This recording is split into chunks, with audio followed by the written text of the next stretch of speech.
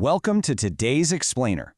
Right off the bat, I'm going to ask you to completely rethink everything you thought you knew about Japanese literature, culture, and honestly, the very concept of the antihero. We're going to unpack some incredibly fascinating research that strips away decades of old stereotypes. Instead, we're going to look at the deeply personal, messy, and profound reality of one of Japan's most notorious literary figures, Dazai Osamu. So if you think you know the usual tropes of Japanese history and literature, well, prepare to have your perspective entirely shifted. Okay, let's just address the elephant in the room right away.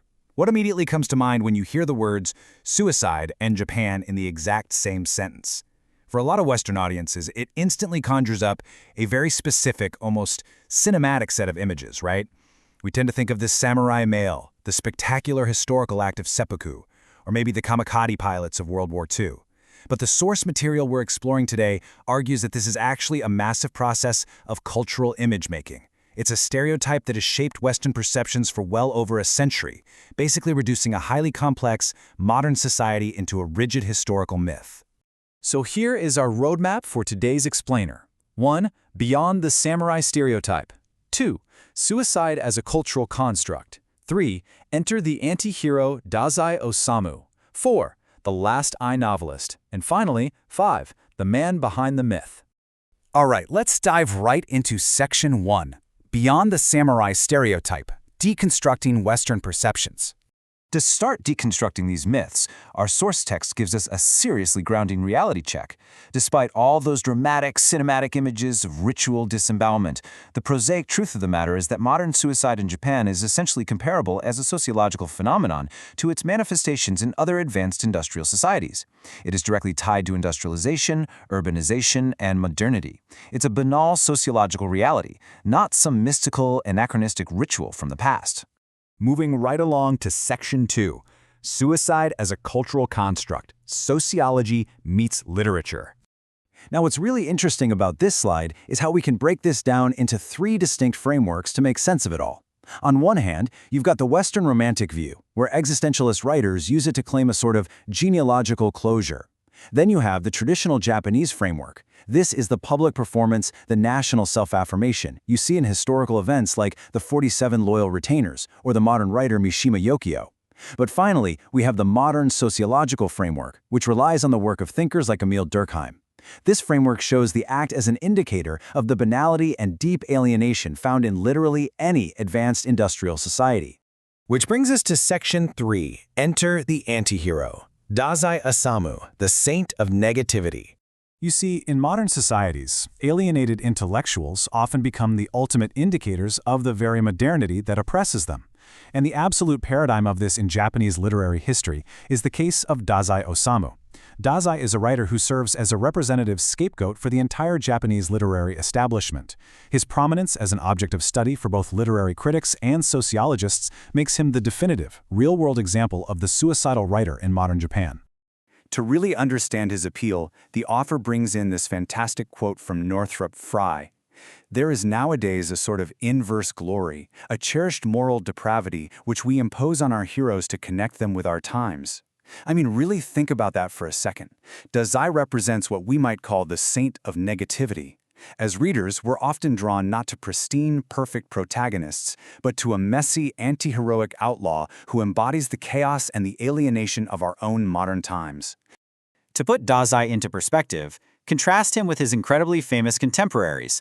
Writers like Kawabata Yasunari or Mishima Yukio offered critics a neat, traditional narrative closure, whether that was through Kawabata's quiet passing as a curator of traditional Japanese aesthetics or Mishima's spectacular, ultranationalist act. Dazai, however, he offered absolutely no such closure. His life and writing were totally chaotic, fragmented, and marked by a string of unmotivated attempts to end his life under highly uncertain circumstances. He utterly lacked that neat traditional bow to tie up his story.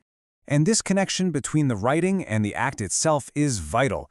Mishima Yukio famously stated, "Suicide is art. Suicide activates a writer's entire works." And Masao Miyoshi notes that if there is an essential relationship between literature and suicide, the Japanese novel and its authors are surely the most representative case. In this context, representations of death aren't just plot points, they're complex symbolic meditations on Japanese society itself. Next up is Section 4, The Last I Novelist, autobiographical fiction. This perfectly sets the stage to examine the specific genre Dazai operated within. He was known for writing what's called the shishosetsu, or the I novel. This is a distinctive Japanese narrative form of autobiographical fiction. It generally shifted away from broad social justice themes and leaned heavily into a somewhat tedious preoccupation with the middle-aged male writer's own domestic and sexual obsessions. Crucially, though, the I novel, like pretty much all autobiography, implicitly demands a coherent end to the author's life narrative. Yet Dazai, who was actually labeled the last of the I novelists, ironically resisted bringing his narrative to a coherent end. It's like he deliberately teased his critics. By writing a string of unmotivated suicides and acting simultaneously as both victim and victimizer in his own texts, he actively resisted the closure that the genre demanded. He completely refused to neatly resolve the gaps between East and West or modern and pre-modern. In a very real way, his use of suicidal narrative allowed him to take his autobiographical fiction, quite literally, beyond death. And finally, Section 5, The Man Behind the Myth, Subtext Between the Facts. So who was the actual real-life person living this paradox? We really have to anchor his biography with his own haunting words here. The only true facts are birth and death. This quote is a stark revelation of his raw, lifelong obsession with the absolute limits of existence.